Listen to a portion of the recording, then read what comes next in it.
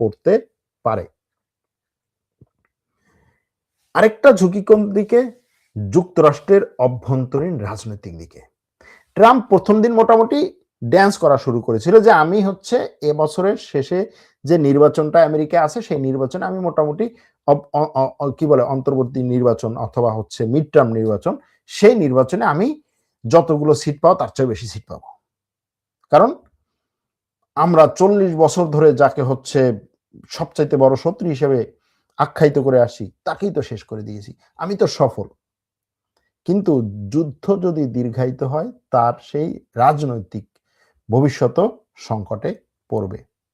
স্বল্প এবং সীমিত অভিযানের প্রত্যাশা এটা যদি দীর্ঘস্থায়ী এবং ক্ষয়িষ্ণু যুদ্ধের রূপ নেয় তবে ওয়াশিংটনে গুরুতর রাজনৈতিক পরিণতি হতে পারে এবং প্রেসিডেন্টের জন্য এটার অপূরণীয় ক্ষতি হতে পারে। ট্রাম্প এই 1 মার্চ তার মার লাগো থেকে রাজধানীতে ফেরার সময় সাংবাদিকদেরকে তিনি কিন্তু কোনো ধরনের বক্তব্য দেন নাই। আপনারা জানেন যে ট্রাম্প যখন হচ্ছে তার বিমানে চড়ে হাই হ্যালো বলে, তারপরে সাংবাদিকরা প্রশ্ন করলে সেটার উত্তর দেয়, অনেক সময় মজা করে উত্তর দেয় এবং খুব চমৎকারভাবে কিছু কথা বলে। এবার কিন্তু সে সেটা করে নাই। কেন করে নাই? কারণ হচ্ছে সাংবাদিকরা তাকে এই যে প্রশ্নগুলো করবে এই প্রশ্নগুলোর উত্তর তার কাছে এখনো নাই। এজন্য দেখবেন যে ট্রাম্প কি করে, তার ভিডিও বার্তা ছাড়ে। এর আগে কি হতো, কোন একটা ঘটনা হলেই সাংবাদিকদেরকে ডাকতো, আসো তোমরা প্রশ্ন করো, আমি কারে কারে কারে কারে হচ্ছে বাছাই করবো, সেটা আমার ব্যাপার, প্রশ্ন করো, লাইভ কি বলে প্রেস ব্রিফিং। কিন্তু এই ঘটনা শুরু হওয়ার পরে এখনো পর্যন্ত সবগুলো হচ্ছে ভিডিও বার্তা শেয়ার করেছে, নেতানিয়াহু ভিডিও বার্তা শেয়ার করেছে।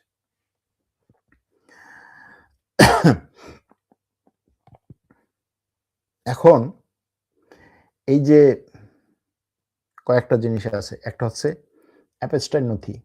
আমরা কি বলেছিলাম যে অ্যাপস্টাইন নথিগুলো বা অ্যাপস্টাইন তথ্যগুলো ফাঁস করার মূল উদ্দেশ্য ছিল ইসরায়েল ট্রাম্পকে চাপে রেখে ইরানের উপরে আক্রমণ করানো, এবং ইসরায়েল ট্রাম্পকে এভাবে কনভিন্স করেছিল যে ভাই তোমার এই অ্যাপস্টাইন নথি সামনে আসবে না, আর তুমি ইরানে জাস্ট হচ্ছে সফলতা নিয়ে আসো, সব ঢেকে যাবে। কিন্তু ইরানে যদি সফলতা না নিয়ে আসতে পারে তাহলে এই অ্যাপস্টাইন নথি আরো বড় ধরনের মাথা ব্যথার কারণ হতে পারে আমেরিকার জন্য, আমেরিকার রাষ্ট্রপতির জন্য। আরেকটা হচ্ছে যেভাবে মার্কিন সৈন্য নিহত হওয়া শুরু হয়েছে, যদি এই সংখ্যাটা আরো বাড়ে তাহলে ট্রাম্পের বিরুদ্ধে মার্কিন জনমতকে উস্কে দিতে পারে এই ঘটনা। এরপরে আরেকটা বিষয় ছিল কি, যে ইরানে গণবিদ্রোহ শুরু করা, তাই না? আমেরিকা এবং ইসরায়েল মোটামুটি নিশ্চিতভাবেই ধরে নিয়েছে, মার্কিন প্রেসিডেন্ট তো বলছি এই ইরানের জনগণ তোমরা আমাকে ডাকছো, আমি তোমাদের উদ্ধারকর্তা হিসেবে আসছি, তোমরা আমাকে আলিঙ্গন করে নাও, এরকম একটা অবস্থা। যুক্তরাষ্ট্র এবং ইসরায়েল নিশ্চিতভাবেই ইরানে গণবিদ্রোহ শুরু হবে, এবং যদি সেটা শুরু হয় তাহলে কি হবে? হ্যাঁ, রক্তারক্তি হবে, কিন্তু সস্তা রক্ত, ইরানের মানুষের সস্তা রক্ত, এই সস্তা রক্ত ঝরুক, আমি হচ্ছে সেখানে